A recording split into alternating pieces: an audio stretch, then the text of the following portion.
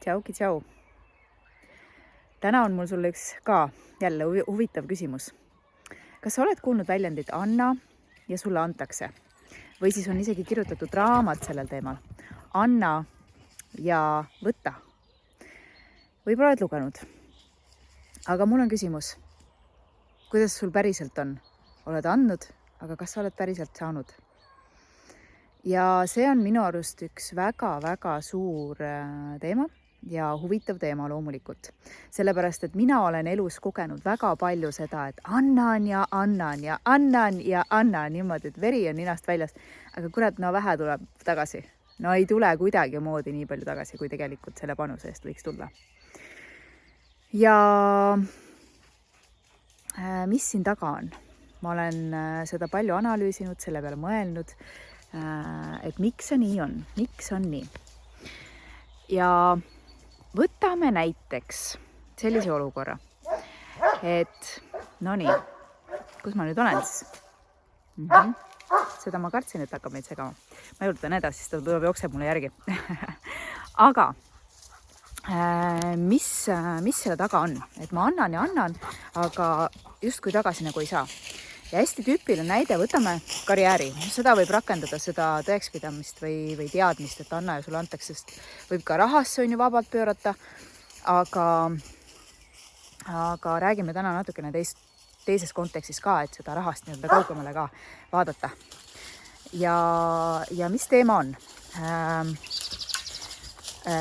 On üks naisterahvas, kes ka minule kurtis oma nii-öelda muret, et kuule, lähme. Ta ei hakka meid siin segama. Kurtis oma muret, et Liina, ma püüan nagu kõigest väest. Ma teen ekstra ülesandeid oma töökohas ja mul on palju ideid ja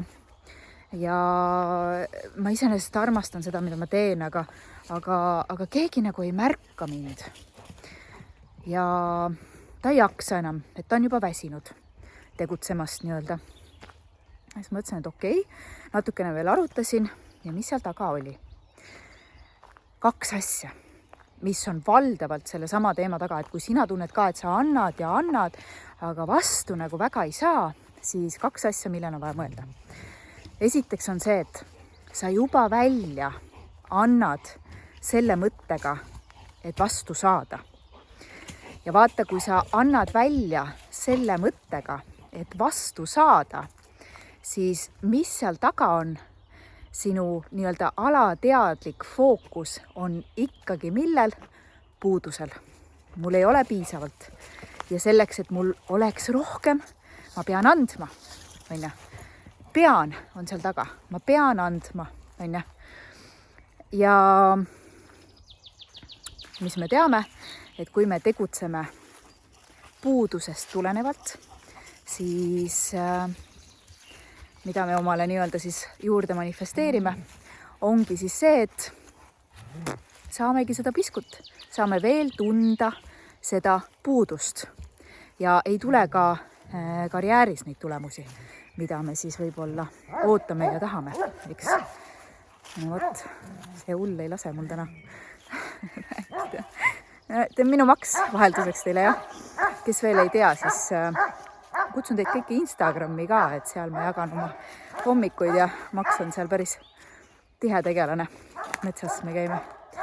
Aga ühesõnaga, ehk siis kui sa annad välja selle ootusega, et sa tahad saada, siis seal taga on sügav baasuskumus, mul on puudu.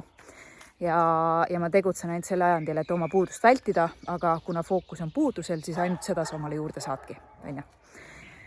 Nii, võtame teise. Seesama näide, mis ma rääkisin. See naine andis. Ta andis ja andis.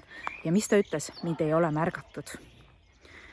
Ja siin on see, et kahjuks või õnneks on nii. Täna on lõbus video meil. Kahjuks või õnneks on nii, et kui me ei küsi, siis meil ei anta. Selles mõttes, et me saame küll tagasi, aga me ei saa seda tagasi võib-olla, mida me ootame. Ja eriti kui me räägime karjäärist või töökeskkonnast, sa tahad ametikõrgendust, sa tahad palgatõusu saada, siis kahjuks on süsteem tihtipeale selline, et harva leidub selliseid juhte ja tööandjaid, kes tulevad ise ütlevad, et kuule, tubli oled olnud, ma annan sulle juurde. Või siis märkavad. Neid on, jah, tegelikult, aga tüüpiliselt ikkagi vist vähem tunduvalt kui neid, kes võib-olla ei märka.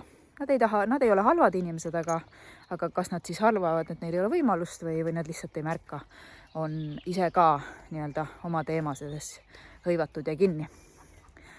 Aga mis ma tahan öelda? Selles stsenaariumis mängib vägagi rolli. Mis asi? Enesekindlus. Kui sa ise ennast ei väärtusta, siis sa võid anda, aga sorry, sul on ka leib vaja lauale tuua, onne. Sinul on ka omad soovid ja ennast väärtustav naine ütleb selle välja. Sul on visioon paigas, kuhu sa tahad jõuda ja sa ütled välja selle, et ma olen siin selleks, et saada seda ja ma olen valmis selle nimel panustama, onne. Ja siis sa näitad oma tegudega, eks. Ja see tähendab seda, et sa väljendad oma ideid ja sa oled valmis võtma vastutuse või võtadki vastutuse, et neid ideid ellu viia, onne. See on kõik enesekindluse teema, nagu ma siin varasemalt olen rääkinud ka. Nii et kui sa annad, siis mismoodi see asi tegelikult nii-öelda siis toimib. Anna tundega, et ma annan, sest ma saan. Ma annan, sest mul on külluses. Ma annan armastusest. Ja mitte kunagi ära karda vastu küsida, sest et kõik seesama energia mida sina välja annad, peab olema tasakaalus. Sest et muidu oled sa tühi ja sa ei saa särada, onju. Nii et kui sa täna ei ole seal, sa ei suuda anda läbi armastuse, sa ei suuda anda selle pealt, et mul on piisavalt, mul on külluses, siis tee endaga tööd selle nimel, miks sa ei saa. Mis sul tegelikult puudu on, mida sa ootad, et sulle antakse. Seda sa saad ise endad sügavalt need vastused kätte. Ma ei hakka sulle praegu ette ütlema, mis asi on. Aga see ei ole mitte ükski materiaalne asi ega ka saavutus, vaid see on see, mis sinu sees tuleb, mida sa pead ise endale andma ennem.